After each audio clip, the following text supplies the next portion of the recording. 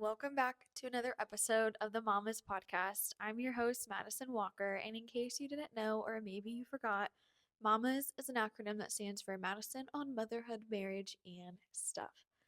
The weeks are flying by. I have absolutely no idea how we're already at another week, but I'm happy to be here. I'm glad that you're here. And the more that we are going into each podcast, the more I'm just ready to throw information at you. So I hope you're ready for everything that's coming your way today.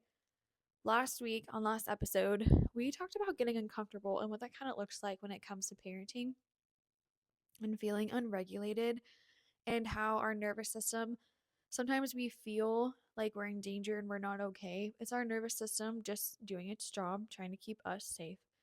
But oftentimes we can be triggered by moments that are going on with our kids.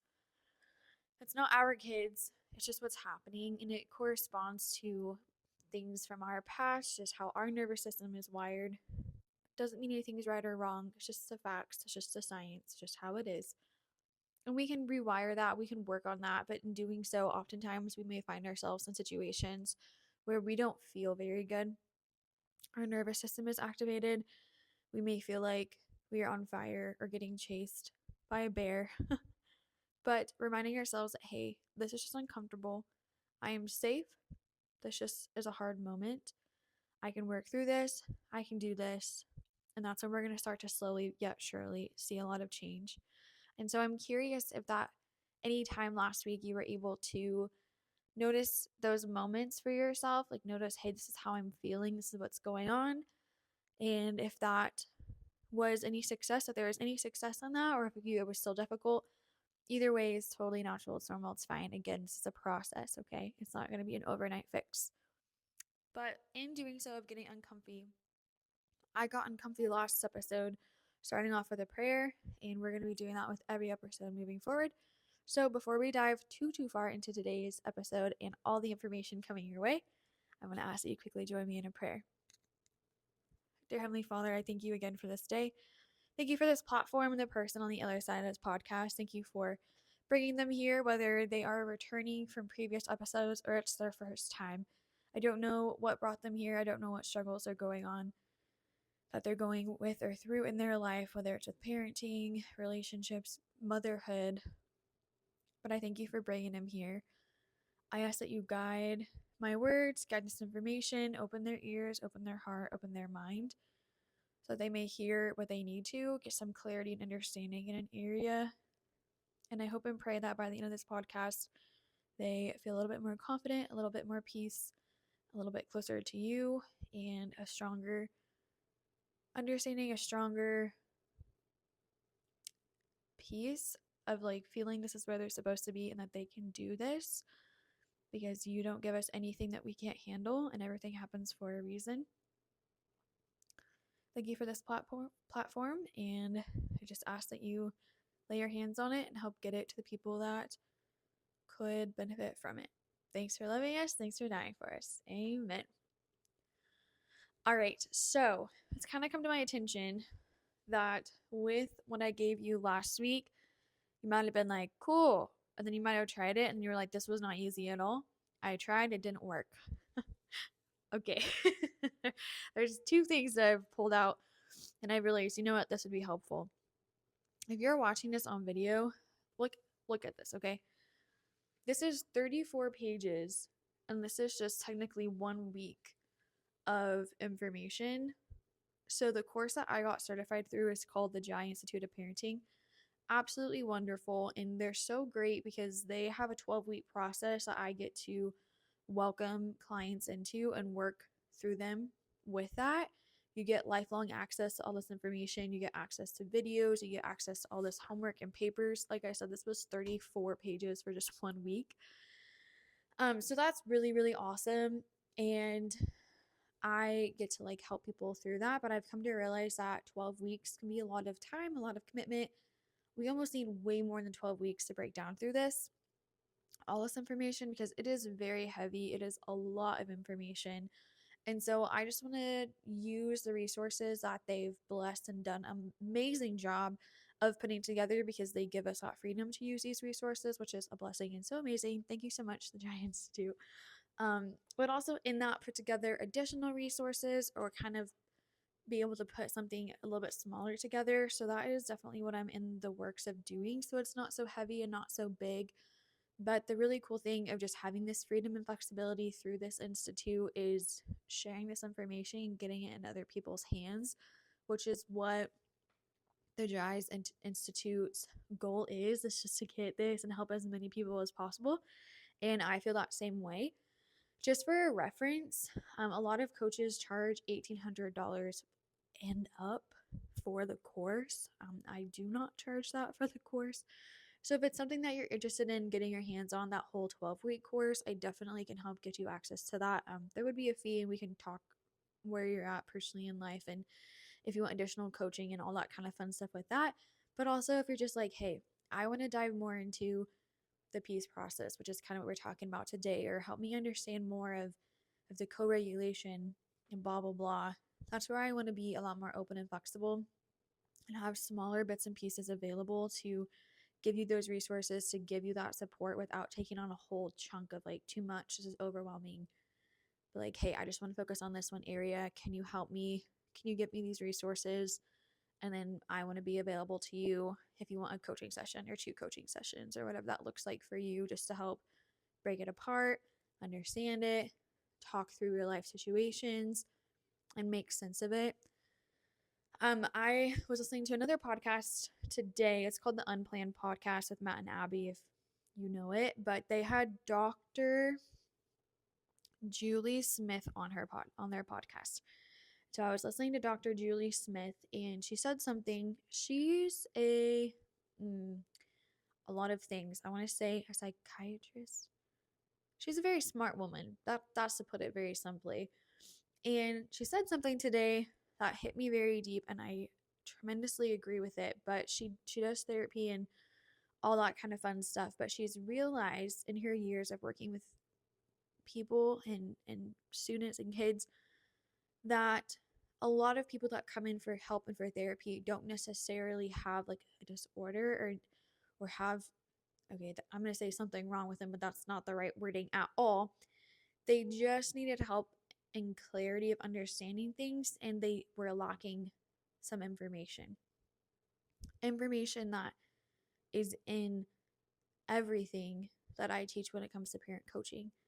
And when these clients that she had obtained this information from her and got this clarity and understanding of it, they felt like they could take on anything to come. They just got this sense of understanding and accomplishment, and they weren't afraid of what's to come because they had these tools and this understanding and this knowledge of themselves and just all the brain science and emotional regulation and all that kind of amazing stuff that they're like, oh, I can do this. And so her,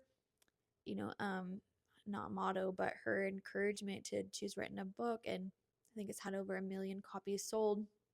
She shares a little bit of her story in that podcast, but her inspiration, that's the word I was thinking of, was these people don't, need this kind of like therapy and counseling. They just need access to this information. And so that's what inspired her to start TikTok videos and just sharing some mental health information. And then she wrote a book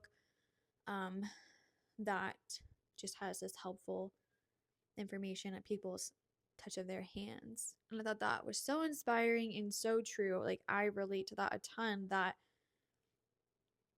a lot of us may feel out of control, or we don't know what to do, or maybe there's something wrong with us, especially when we start to venture into parenthood, because it can be so triggering, because we can find ourselves being like, I don't know what to do. I don't know how to handle this. And we have our beliefs and these fears and these values about all the things we want our kids to do and accomplish and to be good people. And then they may be doing behaviors and things that aren't reflecting those values. And it can be very overwhelming. And we're like, I don't know what to do. I don't know how to handle this. But if we had a lot of this information and understanding, it, again, like I say over and over, I'm a broken record, gives you some peace in the chaos. It gives you tools in your back pocket that you know to pull out, and you understand them and you can use them. So in the midst of this chaos, because it's life and it's going to be chaotic and you're human, so we're going to have emotions, that's okay. We're just going to feel way more prepared, way more in control, And it could very potentially be just so much smoother for everybody because we just understand and we have the education and the information. Whew, that was a lot. So, with all of this being said, I want to give you 2, if not more. I guess we'll just see where this podcast goes today. That's going to help give you more tools and understanding to help you be uncomfortable and work through these nervous system regulation, all this kind of jazz. And I'm going to have 2 handouts available that I have put together that are just a little more cute and eye appealing. And I highly encourage you. I will make them accessible through, for sure, my TikTok page, which is Mama's Podcast. If you don't follow me, you haven't found me on there, I know I'll be able to put that there in the bio, and I'll see what else I can. If I can get that same information put into my Instagram bio, I should be able to. And all my platforms right now should be Mama's Podcast. So easy to find me, but I will put those in there so you can access them yourself, print them off, put them all around your house. I kid you not. Put them around your house, anywhere and everywhere that you're like, ooh, I'm going to need this here, because it's going to be a visual reminder. It's going to map it out for you to know what to do and how to do it. There was something else and I forgot. That's okay. We're just going to keep going with it. So, you're like, tell me, what is it, Madison? So there are 2 different acronyms that one's going to help for self-regulation, the other is going to help for co-regulation. Now, as a reminder, when I say things like regulation and co-regulation, we're talking about our nervous system. We're talking about how we're feeling, our body is activated, and the regulation is when we're trying to come back down to feel better. So if you're watching, I have a visual here. I will be working on getting these more available and in your hands as well. A couple different resources, especially one all about nervous system. This one is a part of the calm down place, or the calm down corner, that we use very, very often, but it's a great visual of a thermostat. And so when I say co-regulation, typically then we're at the top of our thermostat where we're not feeling very good, we're regulated, we're angry, we're mad, we're out of control, we can't breathe. We want to come back down to our green area where we're calm, we're collected, we can listen, our brain is on, and we feel better. So again, an unregulated adult cannot help an unregulated child. So the acronym ANCHOR is for self-regulation. So we're going to use this in the moments that we are like, oop, I'm off my rocket, I'm working up my thermostat, I'm becoming triggered, I'm going to do something. So hopefully last week you were able to kind of start to notice when you're feeling uncomfy. Here's a tool to pull out of your back pocket to start using to help you process this. So ANCHOR. A stands for awareness of body. We're just going to pause. We're going to take a couple seconds. We're just going to become aware of what's going on in our body. N for anchor, name what is happening in your body. So for an example, for me, the awareness of my body and naming what is happening, my chest starts to feel really tight. I feel like I'm being strangled and I can't breathe. My ears kind of start to feel like they're ringing, very sensitive to sound. I feel very like jittery, like my brain is foggy and I can't focus. My stomach sometimes is tight and upside down. Like I feel like I could throw up or something. So we just become aware of how our body is feeling. We're going to name what's happening. You can do this out loud. It is so good for your kids to see you go through this process. You're going to be modeling it for them, and our kids need to see it. Our kids need to learn and understand how to go through these big emotions that they're having to, and they will have for the rest of their lives. So it is okay to pause and be like, hey, I'm having a moment. I need to calm down. I'm going to do this. And if you have it posted on your wall, go over there, stand, look at it, and do it, right? So saying, hey, my my chest feels very tight. It's hard for me to breathe. My ears are hurting. They're ringing. Everything's really loud for me. C for anchor, connect to your sensory calming tool. So any of our senses, sight, touch, sound, taste, feel, that's 5, right? we all have different ways and different sensory nervous calming systems that help us calm down. Explore yours, figure out what can help you and what can you access in that moment. So I'm still exploring this all the time for myself. It's new. It's not always easy to kind of find things that help calm you down in the moment. But I know one thing that helps me a lot is to put my hand on my chest, especially because that's where I really start to feel tight and my heart beats fast and I feel like I can't breathe. So putting my hand on my chest just kind of brings awareness and like, ooh, I'm here. And I just take some deep breaths because I feel like I can't breathe and I do not like how that feels. So focusing on getting oxygen back into my body helps me a ton. It helps me be more in the moment. It anchors myself. Helps me know like, hey, I'm okay. I'm right here. I'm not dying. I'm not getting chased by a bear. This is just a hard moment. I just feel uncomfy. But I can do things to help me feel better. The H, honor the process. I'm not a bad person. I'm not a bad mom. This isn't a fail. I won't never be able to do this. We're not gonna let all the negative thoughts come in. They might be there. We can say hi. We can be like, hey, I see you. You're not true. This will take time. I'm committed to the process. I'm committed to working on this. I can do hard things. I can learn new things. This will be worth it. Honor the process. Open to connection. So typically while we're working through this self-regulation, we're typically triggered by something going on, whether that's with our children, maybe it could be your husband, like it could be any reason why you're feeling triggered. But we're going to be open to connection. Once we're calming ourselves down, we're going to be open for that connection, for that safe and secure attachment. And the R, recommit to your child. So again, if this is a moment where you're feeling triggered and unregulated involving an incident with your child, open to connection, recommit to your child. They're not a bad kid. We're just going through a hard time. We can do hard things. That's anchor. This is to use for ourselves to self-regulate. So when we are going up our thermostat, we're becoming unregulated, we are literally going to anchor ourselves down. And that's what that process looks like. As a reminder again, this is from the Giant Institute. This is their acronyms, their resources. Shout out to them. Super great, super wonderful. Again, I will have a printout available for you through my socials so you can get for yourself, print them out, put them around your house. Anchor. Woohoo. Hopefully that makes sense. Moving on to harbor. So we have anchor acronym, then we're going to have harbor acronym. Harbor is going to be for co-regulation. So we are now helping our kids regulate. Because remember, a child under the age of 12 needs a regulated adult to help them calm down. An unregulated adult cannot help an unregulated child.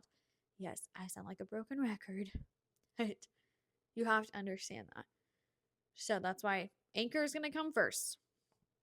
We have to self-regulate ourselves. So if you have to put your kid down in a safe place, if you got to go walk to a safe place, give yourself pieces quiet for a second to co-regulate yourself, to self-regulate yourself, that's perfectly fine. Once we get a little bit better at it, I highly encourage you to try to model and do that self-regulation in front of your child so they can start to see your process and see how you're doing this. They can start to learn it and do it themselves. Harbor. H, hold space. A, accept what is. We are just going to hold space for them to have emotion. We all have it. It's natural. It's human. Anger is not a bad thing. Sadness is not a bad thing. We all feel it. It is normal. It is natural. It is okay. We're going to hold space for them. Being told no can trigger a meltdown for your child. I get it too. I get told no often and it makes me sad. It makes me mad. I don't like being told no. Kids are the same way. Okay, we're just going to hold space for that. Accept what it is. Accept the facts. Okay, we're just going through a hard moment right now. Remembering sensory calming tools, the same thing for them. like brainstorming, figuring out what works well for them to help them calm down. We have a Feel Better box where we've just got different sensory toys and tools and things like that available for my kids to access when we need them, like when we're having a hard moment. So you can always look at doing that or encouraging them to blow bubbles, take a deep breath, chew on some ice, all those kind. There's lots of different options out there. But remember sensory calming tools. We want to be the B for the harbor, be low, slow, and soft. We want to be on their level. We don't want to be standing over them. So get low on the floor, sit down next to them, sit down in front of them. Be slow, be soft. Be mindful of your tone and your voice. Be mindful of your facial expressions. Be mindful of how you're giving them things or moving them, anything of that sort. Because our body language does a lot. Our facial expression says a lot. O, open to connection. That's the O for anchor too. We're looking for connection. That is going to be a key part of that safe and secure attachment with ourselves and our kids, which is a goal. And the R, remind child of safety. So when our child is having a big emotion and they're at the top of their thermostat up here, they may not feel very good, just like you don't feel very good. They may feel unsafe. They may feel like their body is going to explode and they're being chased by a lion. Their nervous system is doing its job, just trying to keep them alive. So they may literally feel like they're dying, which we all do sometimes. It's normal, it's natural. So that reminding our child that they're safe is really essential and cool, to just let them know, like, this is a hard moment, but you are safe. Like, I am here for you. You are okay. Like, you are safe. Even though you feel sad or you feel mad, like, you're safe. So just reminding them that. Huge, huge, huge. Okay. One thing I don't always love about the podcast is I can't get immediate feedback or like hear your questions to give you additional support. So I just get to hope that what I shared was enough information to support you and give you enough. And for our kicks and giggles, I am going to give you one more, maybe two actually, because I love you and I appreciate you being here. This is a lot. I told you it was going to be a lot today. Maybe two more helpful information. So, meaningful repair. I want you to stop and think if you've heard or ever remember your parents saying they're sorry to you. And maybe not so much since being an adult, but more so being a child.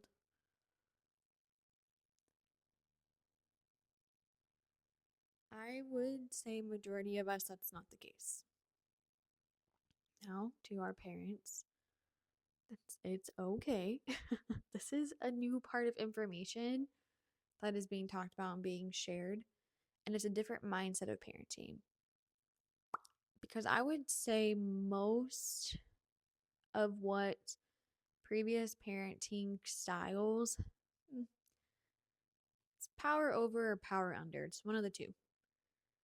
So power over is we see ourselves above our children because I am bigger, I am authority, do what I say.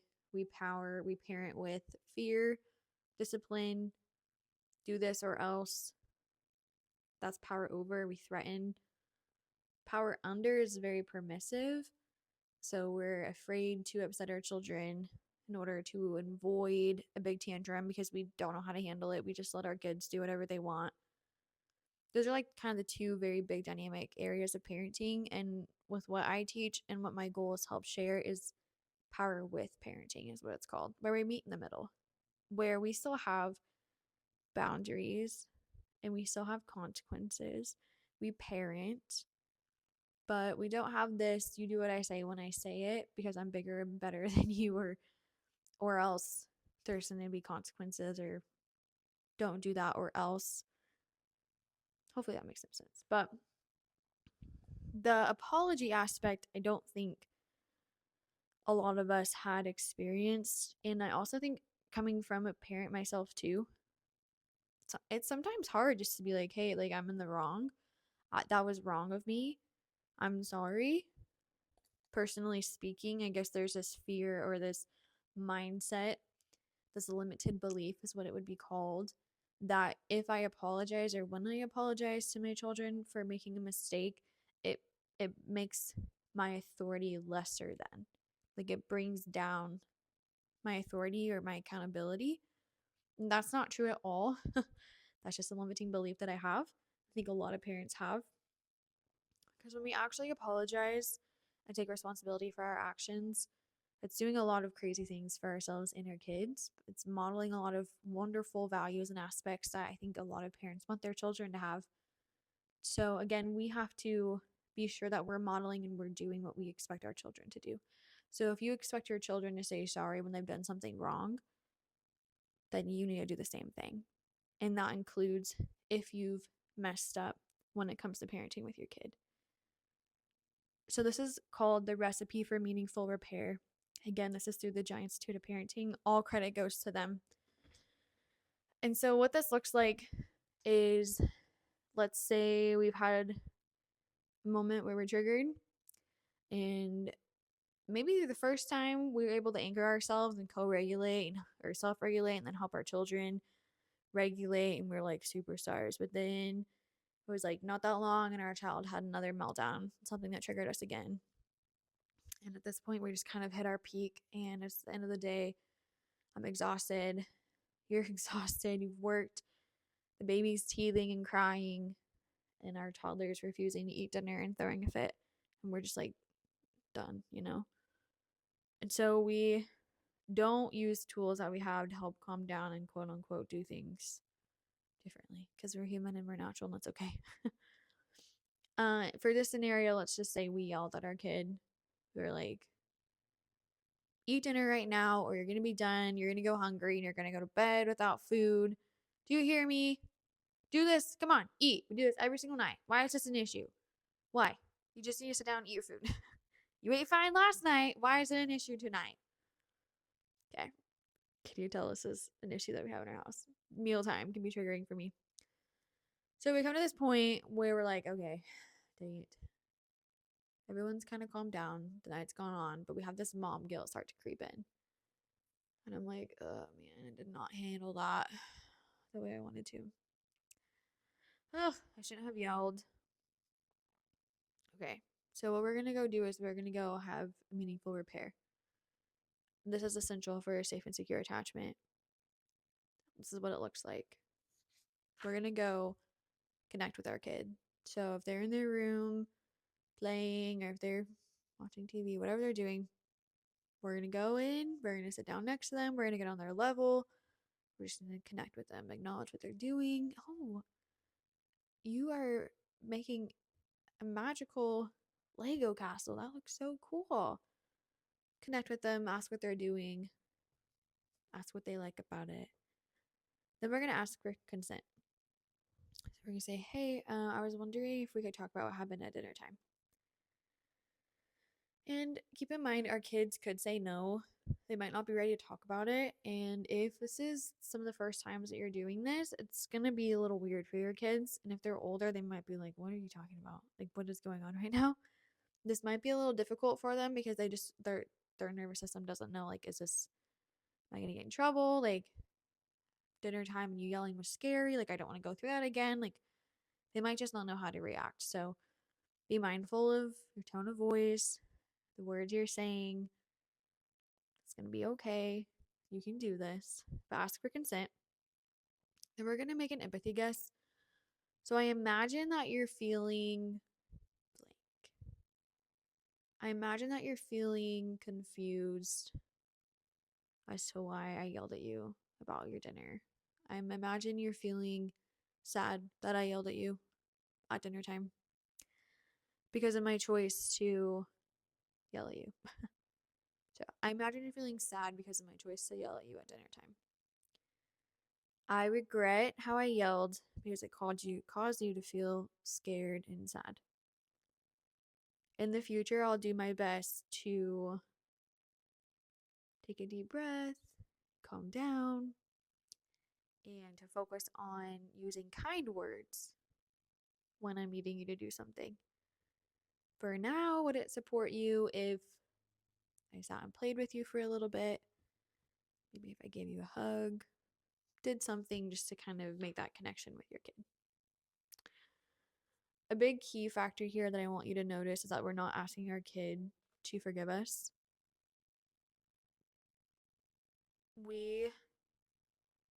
I think sometimes we want to hear that for our own self.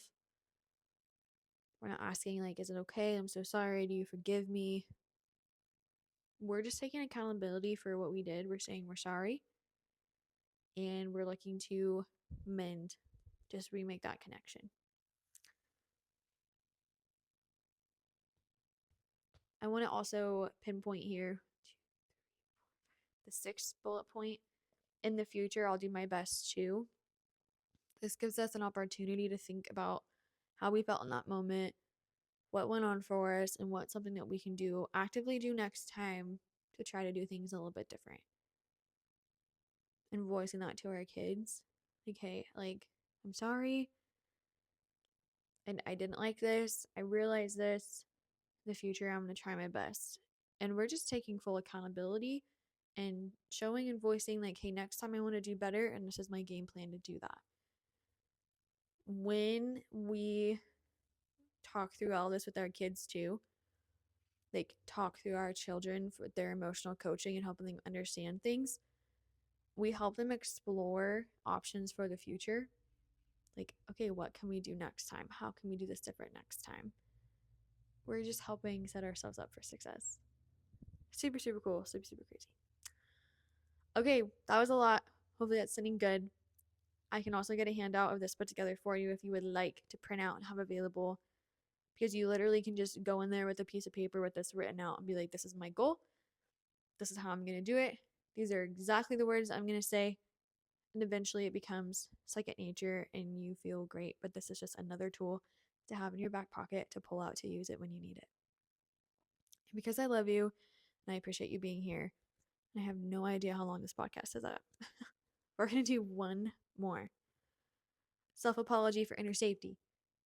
Again, from the Giants to parenting. They're superstars. I mentioned the mom guilt. What?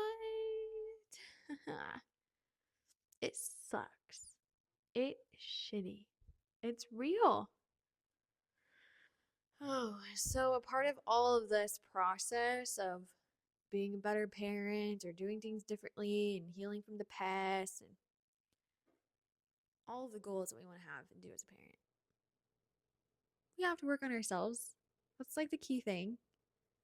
We have to forgive ourselves, okay? You're a good person. You're a good mom. You're freaking here listening to this podcast. Like, are you kidding me?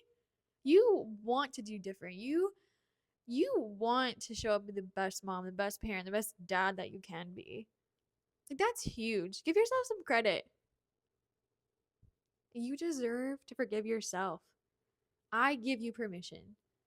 You can forgive yourself. I give you full permission, okay? Here's what this is going to look like. Name what happened. This can be hard, okay? I'm going to go ahead and let you know this might be hard for you to sit here and to do this. But it's okay. We can do hard things. I'm here. I'll sit here with you. We're going to name what happened. Name how you felt about what happened. Name what you felt before you reacted. Name what need was not being met for you. Because remember, every behavior, is just a form of communication that's coming out. Same things for us, just like our kids, because we're both human. And it all eventually comes down to our unmet needs. So when we can break it all down, get beneath the surface, figure out what's going on, we can figure out, okay, no, I'm not proud of how I reacted. No, it's not an excuse and it's not okay. But it makes sense because this need for me was being unmet. So, what need was not being met for you? Name how your mistake impacted your child, their feelings, and their needs. Make a commitment for next time and forgive. Let yourself know that you deserve forgiveness, and ruptures are an opportunity to reconnect. So, even though we made an oopsie, we're not proud of what we did, we're not proud of how it happened, it's not a reflection of who we want to be or who we are. You're not a bad mom. You're not a bad person. You're not a bad parent. The most important thing, too, is that these ruptures are an opportunity to reconnect. So then we have the opportunity to go do the recipe for meaningful repair and reconnect with our kids. Mind blown information here. This doesn't just go for parenting. This works in every single relationship of your life. With your partner, your spouse. Yeah. Taking accountability, realizing where we're wrong, making a game plan for next time. But you have the opportunity to go reconnect. And that reconnect is essential. Essential, essential, essential. It's huge. Please hear me when I say be in a very, very good space. Be in your green zone before you go reconnect. You're going to have to calm down. You're going to have to be in a very good place so that you don't feel triggered still. You might still feel a little bit of triggered, but if you're still like up in your thermostat, you're still feeling a lot, it might be really hard for you to go and like do that. And if there's a conversation that happens, you might feel a lot more triggered easily, if that makes sense. This will be another podcast in the future about nonviolent communication, because that would be the next step of just being mindful of what we say, how we say it. Anyway, highly just encourage you to be aware of where you're at in your nervous system before you go in for reconnecting. Ooh, how's that set in? This is a lot. Okay, I'm going to kind of give you a quick example of the self apology for inner safety. So I'm just going to use the yelling from dinner time example. So name what happened. Dinner needed to be eaten. It had been 30 plus minutes of trying to eat dinner. It was getting late. We need to do bath and bedtime. Name how you feel about what happened. I lost my cool. I yelled. I snapped. I rushed. Even using like criticizing, or like, why are you always like this? Why don't you always why can't you just sit down and eat your dinner? I don't like doing that. I did that. Name how you feel about what happened. I feel horrible. I feel disgusted with myself. I feel like it was so mean of me. I was not kind. It's not a reflection of who I want to be and the mom that I want to be. Name what you felt before you reacted. I felt like I couldn't breathe and my chest was so tight and I couldn't think clearly. Like everything was just going absolutely 1,000 miles an hour. Felt very, very overwhelmed. Name what need was not being met for you. The need of being on time, like the need of that structure and like trying to get my kids' needs met. Like you need to be bathed and in bed so that you can get good sleep, and then tomorrow you'll wake up feeling okay. We're not gonna have this crazy, hectic, horrible morning because you're tired. So the need of structure, like being on time and like getting everything that needs to be done completed. I'm not doing the best job at meeting that need there, but this is where it just takes time to sit and think about it. Like, what need was not being met? Yeah.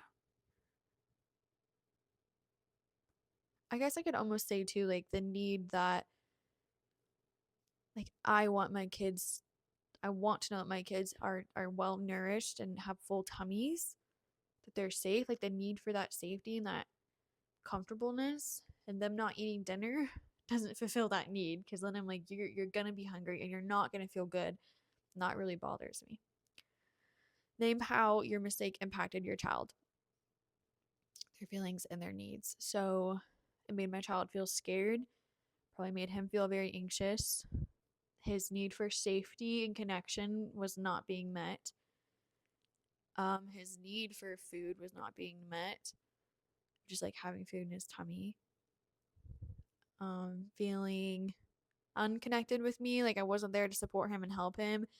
Probably like didn't pause and ask him like what was going on, like why he wasn't eating his dinner. Maybe I'd gotten cold, or maybe he was really struggling with something. I don't know. I didn't even ask, I was just like, eat your dinner. Make a commitment for next time.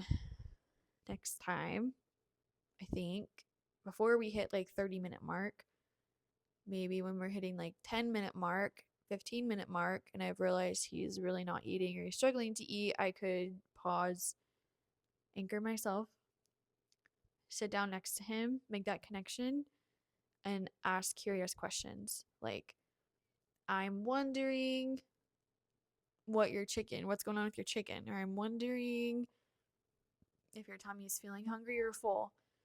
I'm curious, what does your taste chicken feel like? Like, is it crunchy? Is it smushy? Like, just asking kind of open-ended questions to get some information on what's going on for him, not coming in as, why are you not eating your dinner? Because that, why are you not doing this? Or what did you do? It's very attacking, very defensive. It doesn't help anybody. So my commitment for next time would be, before I've hit the 30-minute mark, because then that's really pushing bedtime and bath time and I start to freak out, be proactive, be mindful of the time. Maybe if it's 10 or 15 minutes where he's not noticing he's really not eating, anchoring myself so I can show up calm, collected, and cool, and ask curious questions to figure out what's going on and if we can brainstorm together to get dinner eaten. And forgive. Let yourself know that I deserve forgiveness and take the opportunity to reconnect.